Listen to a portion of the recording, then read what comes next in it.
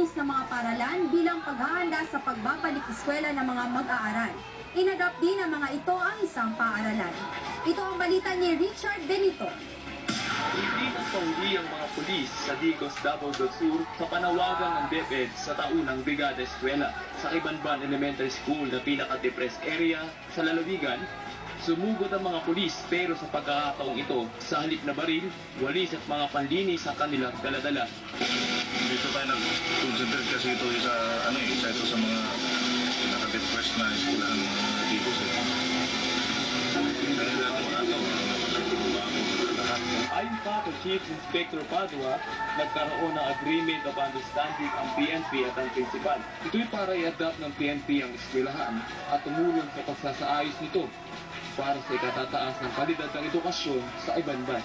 Nagbigay tayo ng mga materialis dito.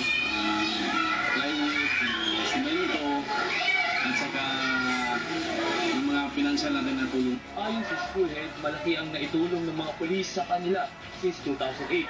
Kaya naman mula 10 mag-aaral ay may gitna sa 100 na ang mga ito. At ang lubos na nagagala ay ang mga magulang ng mga bata dahil pati sa feeding program ay tumutulong ng mga pulis. Kanya ang mga bata namin, binigyan nila ng feeding every 3 months.